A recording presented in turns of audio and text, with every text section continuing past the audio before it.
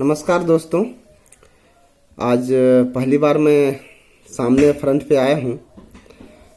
तो आज मैं डिस्कस करता हूँ झारखंड पारा मेडिकल काउंसिल का जो सिलेबस है उसके बेस पर मैं तैयारी करवा रहा हूँ और मैं कोशिश करता हूँ, खुद भी पढ़ रहा हूँ, अच्छा लगता है मुझे पढ़ने में। तो मैं आज human health and clinical diagnosis in developing countries पर चर्चा करेंगे। उसके पहले मैं बताता हूं कि भाई जो झारखंड पारा मेडिकल काउंसिल का गठन हुआ था वो 17 सितंबर 2010 को गठित हुआ था। वो भी राज्यपाल की अनुशंसा से हुई थी। उस समय झारखंड में क्या बोलते हैं, राष्ट्रपति शासन लागू हुआ था, कोई मंत्रालय नहीं चल रहा था, तो राज्यपाल की अनुशंसा से ही हुआ था।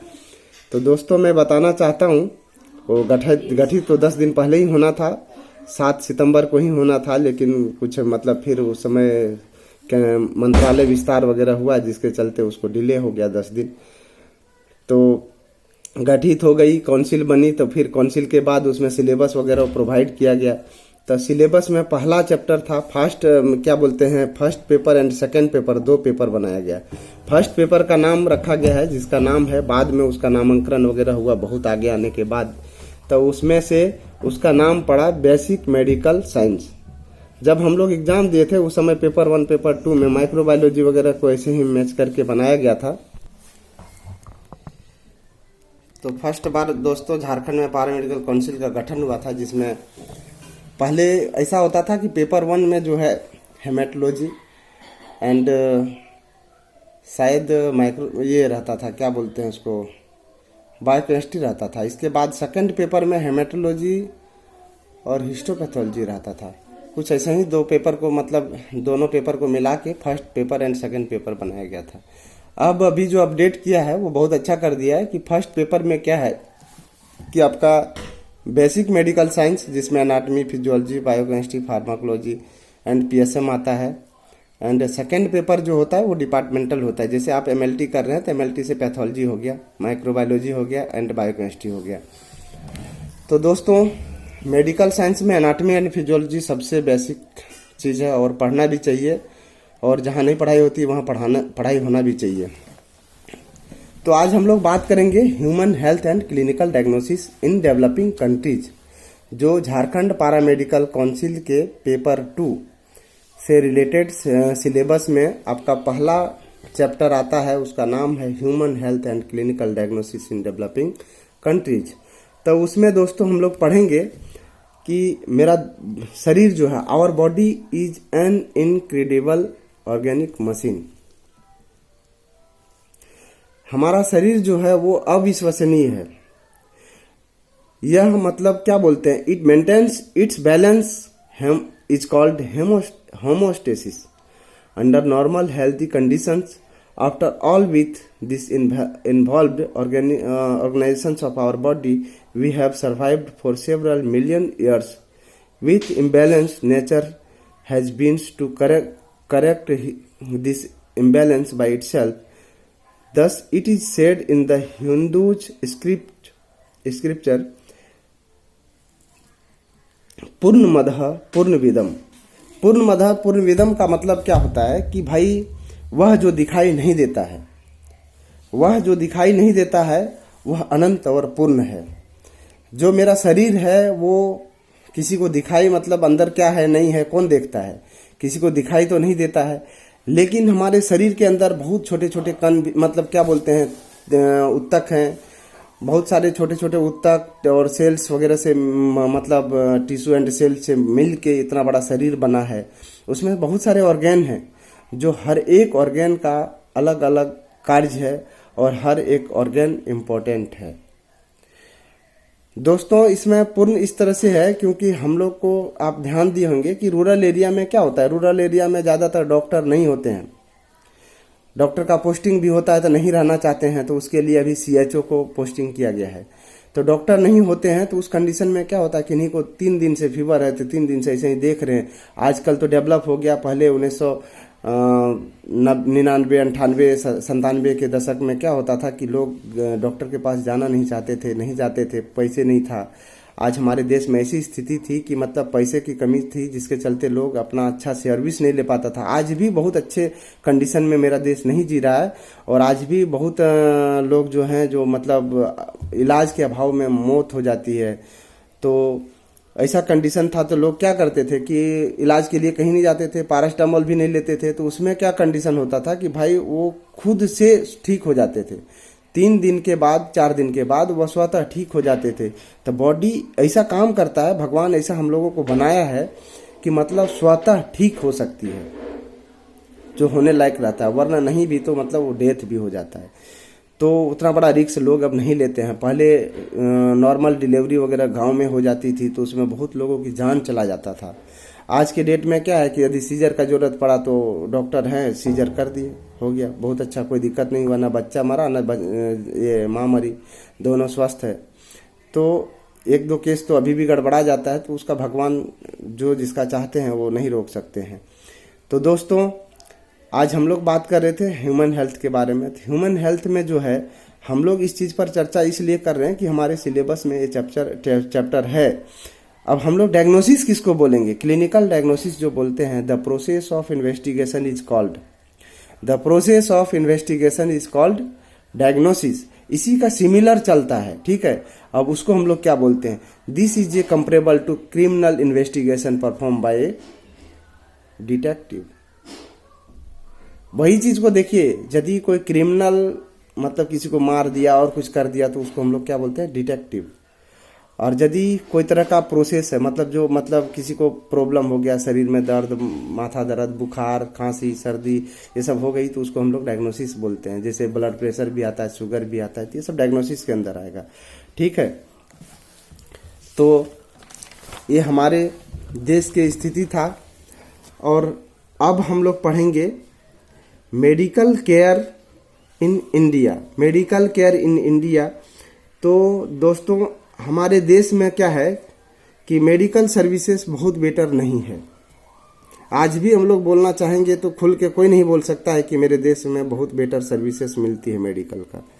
आज मंत्रालय बहुत कुछ कर दिया है, आयुष मंत्रालय बना दिया, जिससे हमारे देश में होम्योपैथ में बढ़ावा है, आयुर्वेद को बढ़ावा है। एलोपैथ तो पहले से अव्वल पर था ही, लेकिन होम्योपैथ भी आ गया आराम से हर जगह। अब गांव-गांव में करीब करीब कहीं कहीं तो डॉक्टर को पोस्टिंग भी किया गया है कि होम्योपैथ डॉक्टर की बहाली भी आई है बहुत जगह। तो होम्योपैथ और आयुर्वेद का भी डॉक्टर बहाल हुए हैं। एलोपैथ तो पहले से थे, एलोपैथ के अलावा हम लोग दूसरा जानते भी नहीं थे, वैद्य जानते थे। होम्योपैथ तो बचपन में थोड़ा बड़ा हुए तो हम सुने कि भाई होम्योपैथ भी होता है। तो भाई ये सब चीज़ हमारे देश में अब बच्चा बच्चा जानता होगा कि होम्योपैथ भी है, आयुर्वेद भी है और एलोपैथ भी है। तो दोस्तों, हमारे देश में एलोपैथ की जो डॉक्टर और पेशेंट का रेशियो था वो 2007 में कितना था जानते हैं? 1:16, मतलब क्या बोलते हैं, 1:1666 के रेशियो था। 1666 पब्लिक पर एक डॉक्टर हुआ करता था 2007 के समय में। आज की डेट में आपका 2022 में जो है हम लोगों का क्या बोलते हैं, 5 अप्रैल 2022 को पार्लियामेंट में मतलब हमारे माननीय स्वास्थ्य मंत्री महोदय मनसुख मांडविया जी उन्होंने इंट्रोड्यूस किए थे, जिसमें पेशेंट पॉपुलेशन रेशियो 1:834 वो घट के आधा हो गया। कहाँ 1600 था वो 834 हो गया। एक डॉक्टर पे 834 पब्लिक है। एलोपैथ डॉक्टर टोटल हैं 1301319 एलोपैथिक डॉक्टर जो नेशनल मेडिकल काउंसिल में रजिस्टर्ड हैं नवंबर 2021 के मुताबिक। और डेंटिस्ट हैं 289000 रजिस्टर्ड डॉक्टर हैं, ये डेंटिस्ट हैं। 1.3 million allied health care professionals हमारे देश में हैं, जैसे उसमें आते हैं MLT, x ray technicians, ECG technicians, OT technicians and physiotherapy others. ये सब जो हैं 1.3 मिलियन एलाइड हेल्थ साइंस में आते हैं, एलाइड हेल्थ प्रोफेशंस में आते हैं। 3.3 मिलियन नर्सेस हैं जो Indian nursing council register Indian national council के रिकॉर्ड से प्राप्त हुआ है, जिसमें ये क्या बोलते हैं 5 अप्रैल 2022 को पार्लियामेंट हाउस में चर्चा हुआ था कि इतना हमारे यहाँ है। तो दोस्तों अभी भी ये बहुत अच्छा तो नहीं बोल सकते हैं, ना एलाइड हेल्थ साइंस के बारे में बोल सकते हैं, ना नर्सेस के बारे में बोल सकते हैं, ना ही डॉक्टर के बारे में बोल सकते हैं। तो हमारे यहाँ अभी भी बहुत तरह जागरूकता की जरूरत है। दूसरी बात, हमारे यहाँ जो लैब सिस्टम चलता है वो बहुत गलत तरीके से चलता है। बहुत टेक्नीशियन लोग खोल के बैठे हुए हैं, वो TOJ है, ट्रेंड ऑन जॉब। ना कभी पढ़े हैं, एनाटॉमी पढ़े, ना फिजियोलॉजी पढ़े, वो सब भी खोल के बैठे हुए हैं। तो ऐसे कंडीशंस में क्या होते हैं कि हमारे देश में सर्विसेज प्रोवाइड जो होता है वो अच्छा सर्विस नहीं प्रोवाइड होता है। उसका रिपोर्टिंग सिस्टम गलत होता है और रिपोर्टिंग बहुत अच्छा नहीं हो पाता है, क्योंकि उसे न ही केयर के बारे में पता है। इसलिए कन्हैयालाल मुखर्जी जी जो लिखे हैं, हमारे जो राइटर हैं कन्हैयालाल मुखर्जी हैं, रमणीक सूद हैं, वो सब कन्हैयालाल मुखर्जी का बुक मैं पढ़ा था तो उसमें बहुत अच्छे थे। और ये झारखंड पैरामेडिकल काउंसिल का जो सिलेबस है वो हूबहू उसी को उठा के बैठा दिया गया है। और उसमें बहुत अच्छा मतलब टेक्नीशियंस के लिए एक क्या होनी चाहिए, क्या चीज़ मतलब करना चाहिए, कहाँ पे आपको क्या प्रॉब्लम होती है, वो पूरा इसमें क्लियर डिस्क्राइब किया हुआ है। आप अच्छे से पढ़ सकते हैं। पढ़ने में तो रामायण जैसा लगता है, लेकिन यदि पढ़िएगा तो बड़ा आनंद आएगा। और दोस्तों हम सबों को एक चीज़ और ध्यान देना चाहिए कि हम लोग यदि टेस्ट करने के लिए बैठते हैं तो ये चीज़ ध्यान देना चाहिए कि जितने भी टेस्ट हैं, मतलब जितने भी डॉक्टर वगैरह हैं, वो सब डायग्नोसिस पर डिपेंड होते हैं। जैसे कि शुगर का वैल्यू है, यदि मैं बढ़ा के दे दिया, घटा के दे दिया, या तो रिपोर्ट गलत हो गया किसी तरह से, किसी रीजन से, तो उसमें क्या हो सकता है, पेशेंट की जान भी जा सकती है। तो ये सब ध्यान देने वाली बात होती है। इसलिए हम लोगों को ध्यान देना चाहिए कि किसी भी तरह का रिपोर्ट करते हैं तो उसको सावधानी पूर्वक करें। यदि कंफ्यूजन हो तो 2 बार करें, 3 बार करें, लेकिन जब तक अपने आप में कंफर्मेशन नहीं होती है तब तक रिपोर्ट नहीं छोड़ना चाहिए। ठीक है।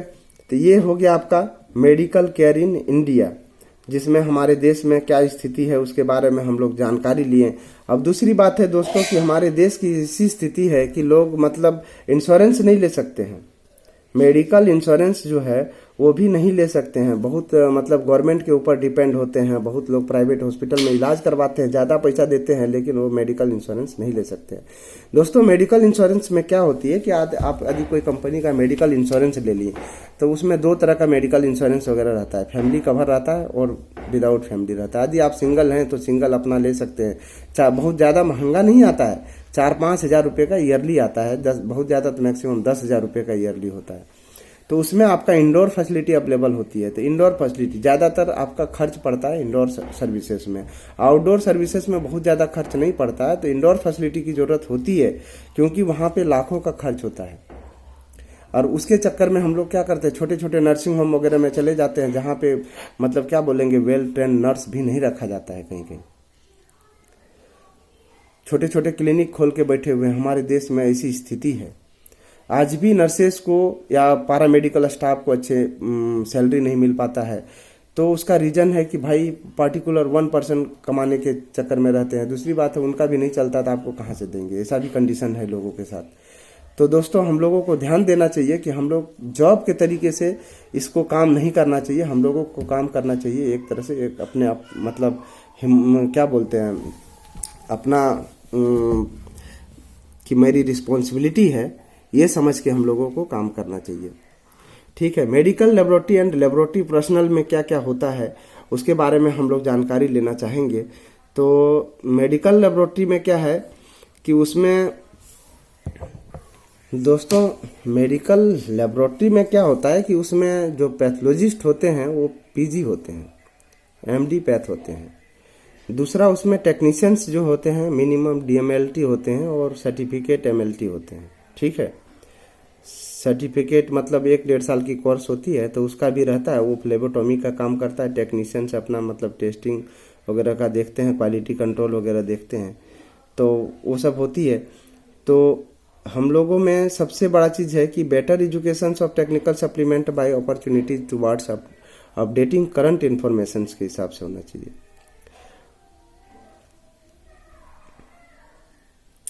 अब हम लोगों का जो बुक होता है उसमें ऐसा होना चाहिए, जो बुक होता है उसमें ऐसा होना चाहिए कि जो लोग पढ़े उसको अच्छे से समझ सके, समझने में किसी तरह की परेशानी ना हो, और उसका रेगुलेशंस वगैरह होना चाहिए। आज तो दोस्तों पहले ये भारत में पैरामेडिकल काउंसिल नहीं था।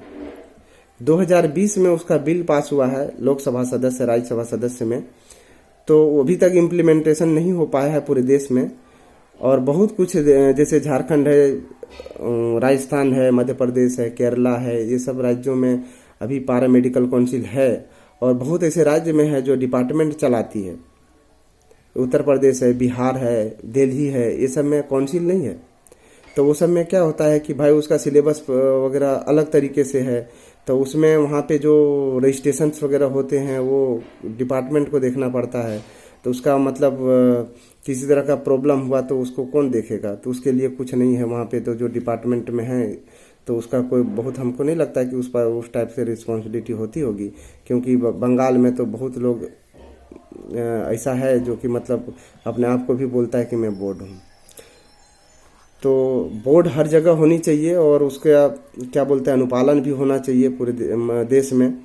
जैसे नर्सिंग काउंसिल है, फार्मेसी काउंसिल है, मेडिकल काउंसिल है, डेंटल काउंसिल है, तो इस तरह से इसका भी काउंसिल होना चाहिए। और अब उसको हो गया है तो इम्प्लीमेंटेशन होगा ही। तो दोस्तों लेबोरेटरी ट्रेनिंग जो होता है वो कितने तरीके से होता है। CMLT होता है, MLT होता है, DMLT होता है, BMLT होता है और MSc MLT होता है। ठीक है, तो इसमें क्या है कि 10+2 के बेस पर जो जाते हैं साइंस स्ट्रीम वाले वो डिप्लोमा MLT करते हैं और 2 साल के कोर्स होते हैं। ठीक है, उसे मेडिकल लेबोरेटरी टेक्नोलॉजिस्ट कहलाता है। तो दोस्तों ऑल ओवर हीरो जो है पैथोलॉजी में पैथोलॉजिस्ट ही होते हैं।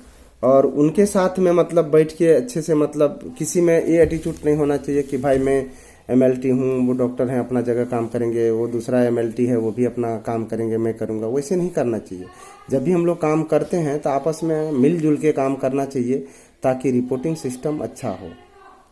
जो कलेक्शन करते हैं उससे भी ऑनेस्टी पूर्वक करना चाहिए, उन्हें जॉब समझ के नहीं करना चाहिए। जो भी हम लोग काम करते हैं वो जॉब समझ के नहीं करना चाहिए। उन्हें ये समझना चाहिए कि मैं एक अच्छे वर्कर के रूप में काम करना चाहता हूं और मुझे मतलब किसी भी लैब में जाए तो कोई रिपोर्ट ये नहीं बोल सकता कि भाई कहाँ से रिपोर्ट करवा के आ गए। तो ये क्वालिटी कौन डेवलप कर सकता है, वो हम और आप डेवलप कर सकते हैं। धन्यवाद दोस्तों, ये था इंट्रोडक्शन। अब नेक्स्ट हम लोग कोशिश करेंगे आगे में इसके बारे में बहुत सेफ्टी रेगुलेशन वगैरह हैं, क्या क्या सेफ्टी है, क्या क्या हजार्ड्स होते हैं, केमिकल हजार्ड्स वगैरह जो होते हैं वो सब के बारे में डिस्कस करेंगे। कितने इक्विपमेंट होते हैं, लैब खोलने के लिए हमको कितना एरिया चाहिए, कैसे मतलब उसको खोल सकते हैं, किस टाइप का डायग्राम होना चाहिए, कहाँ पे किस चीज़ को सिचुएशन मतलब रख सकते हैं, ये सब चीज़ के बारे में डिस्कस करते हैं आगे चैप्टर में। ठीक है, मतलब धन्यवाद दोस्तों। आप लोगों को अच्छा लगा होगा तो आप लोग शेयर कीजिएगा।